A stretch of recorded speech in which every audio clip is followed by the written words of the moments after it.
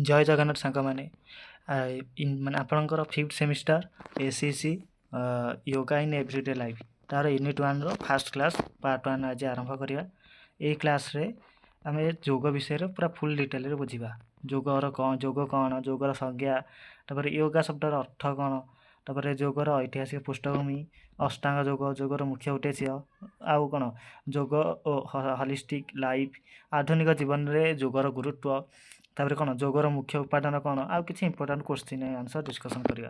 प्रथम आम अच्छी कौन ना जोग कौन आगे से बुझा आप योगा इन एवरीडे लाइफ पढ़ा ये प्रथम रू आम बड़ आगे यहीटा बुझा पड़े जोग अर्थ कौन जोग को बुझे ही आप विषय को बुझीपारे। ठीक अच्छे जोग हूँ कौन ना जोग भारतीय ज्ञान परंपरार एक प्राचीन और गभीर धारणा साधारण भाव में जोग को केवल एक शारीरिक व्यायाम बोली धरा जाए किंतु जोगर परिसर याठारु अनेक विस्तृत यह मन शरीर श्वास भावना आचरण और आध्यात्मिक चेतना मध्य समन्वय सृष्टि कर एक जीवनशैली होता है। जोग कौन कथा ना मनीष शरीर और मन को सचेतन भाव में बुझीपारे और नियमित योगाभ्यास द्वारा शारीरिक सुस्थता मिलता है। ठीक अच्छे सरल भाषा कहले कौन ना जोग हो शरीर मन श्वास चिंता आचरण आध्यात्मिक चेतनार समन्वित अभ्यास। यही कारण जोग केवल एक्सरसाइज नुहे एवं यह एक होलिस्टिक अप्रोच टू लाइफ बोली कहुए। ठीक अच्छे एबे जीवा जोगर संज्ञा कौन आर जोगर अर्थ एवं धारणा को विभिन्न भारतीय दार्शनिक ग्रंथ और परंपरा विभिन्न भाव में व्याख्या करा जायछि। ठीक अच्छे प्रथमे पतंजलि संज्ञा कौन कहूँ पतंजलि जोग दर्शन एक माने प्रमुख सूत्र होउछि कौन ना जोग स्थित वृत्ति निरोध। ठीक अच्छे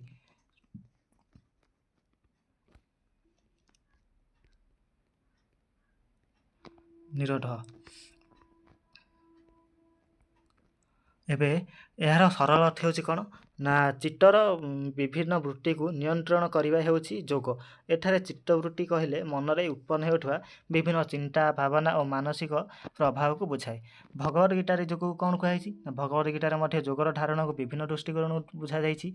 जोग को कर्म दक्षता और समतुलन धारणा सहित जोड़ा जाइछि। यार मूल धारणा होउछि कौन जीवन कार्य करने समय मन को सचेतन और संतुलित रखा। ठीक अच्छे योगार शब्दर अर्थ माने माने कौटू आसीला यहाँ उत्पत्ति केमी तार आरंभ होता। योगा शब्दटी संस्कृत भाषार यूज धातु उत्पन्न होता।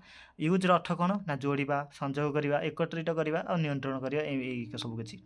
तेणु जोगर अर्थ कौन हो यूनियन किंबा संजोग जोग माने कौन जोगटा कौट आसला यूज आसला यूज पुणी यूज अर्थ कौन माने जोड़ा संजोग करवा से आम जोग को कौन कहीपर यूनियन किंबा संजोग। ठीक अच्छे आम आउ कौन ताक मन रखिपर योगा हूँ कौन संस्कृत रूट यूज यूज्र अर्थ हो यूनियन जॉइनिंग इंटीग्रेशन यह माने यहाँ आप ये अच्छी यहाँ किसी इंपोर्टाट आसपे आप एग्जाम भी ये आसपे योगार उत्पत्ति केमी होता ये क्वेश्चन सर्ट क्वेश्चन आसपे आपंकर।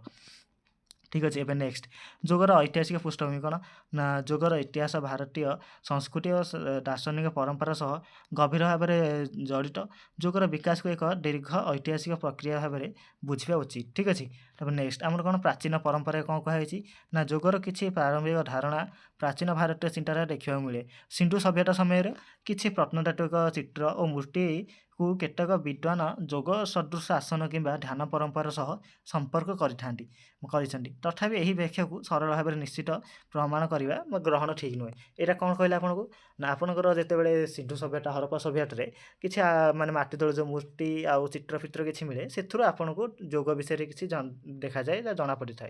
ठीक अच्छे तापर वैदिक परंपरा कौन ना वैदिक साहित्य ध्यान तपस्या आनुषंगिक संयम और आध्यात्मिक अभ्यास संबंधी धारणा मिलता है। यही धारणा गुड़ी को परवर्ती जोग परंपरा विकास में गुरुत्वपूर्ण होता है। ठीक अच्छे तापर नेक्स्ट उपनिषदीय परंपरा कौन उपनिषद गुड़िक आत्मा ब्रह्म ज्ञान इंद्रिय संयम आध्यात्मिक अनुभव विषय चिंतन मिले। ठीक अच्छे तापर भगवद गीता कौन ना यहाँ हूँ जोगर विभिन्न पथ और धारणार वर्णना इसमें मिलता है। ठीक अच्छे प्रमुख भाव में कहले कौन हुए ना कर्मयोग ज्ञान योग भक्ति योग ध्यान योग यहाँ हूँ तार विभाग भगवद गीतार।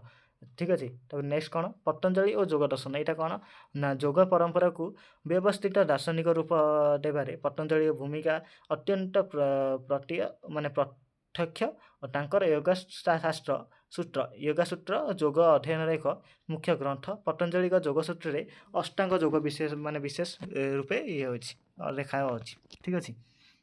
नेक्स्ट आमर कौन अच्छे अष्टांग जोग कौन पतंजलि अष्टांग जोगर 8टी अंग होउछि कौन कौन ना जम जमर मुख्य धारणा कौन यम यम ये जम बा यम आपको कौन कह जाए ना मुख्य धारणा होउछि नैतिक नियम तापर द्वितीयटा होउछि नियम व्यक्तिगत श्रृंखला तापर आसन शरीर स्थिरता प्राणायाम श्वास नियंत्रण प्रत्याहार इंद्रिय संयम धारणा एकाग्रता ध्यान गभीर मनोनिवेश आ समाधि समाधि कौन ना गभीर आत्म आध्यात्मिक अवस्था जोगर मुख्य उद्देश्य कौन कौन ठीक अच्छे शारीरिक सुस्थता मानसिक संतुलन तापर एकाग्रता बुद्धि आत्मनियंत्रण अनुशासन जीवन में संतुलन जोग और हॉलिस्टिक लाइफ यहाँ कौन हॉलिस्टिक शब्दर अर्थ हो कौन विषय को समुदाय देखा हॉलिस्टिक लाइफ अर्थ हो जीवन केवल गोटे दिग नुहे बर विभिन्न दिगर समग्र विकास ठीक अच्छे।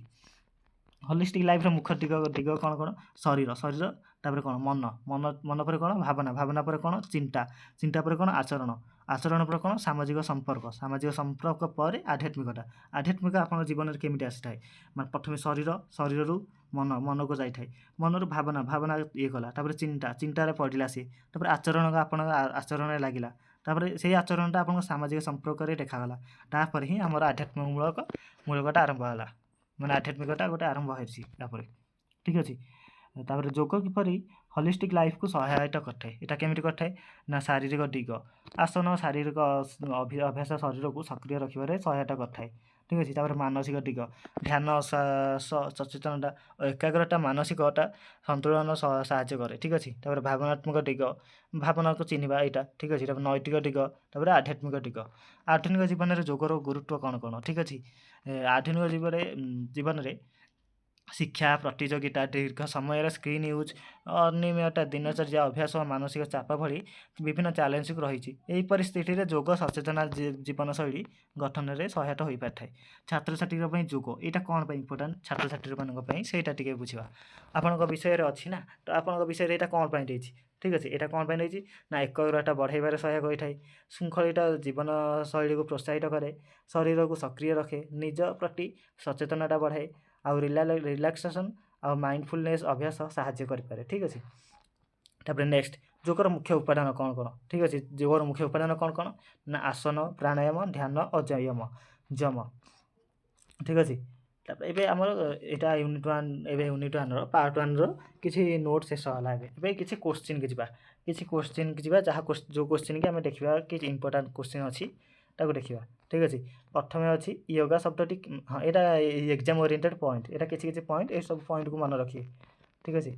एबे जी प्रथम अच्छी 1 मार्किया क्वेश्चन अच्छी कौन कौन अच्छी ना योगा शब्द क्यों धातु आसी यहाँ कौट आसी यूज धातु यूज्र अर्थ कौन जोड़ा संयोग करवा पतंजलि जोगसूत्र प्रथम संज्ञा कौन यहाँ लिखे जोग स्थित वृत्ति निरोध तापर अष्टांग जोगर केतोटी अंग अच्छी यहाँ लिखे 8टी अंग अच्छी अष्टांग जोगर तृतीय अंग कौन आसन ठीक अच्छे। तापर प्राणायाम क्यों विषय संपृक्त श्वास प्रश्वासर नियंत्रण सह ठीक अच्छे।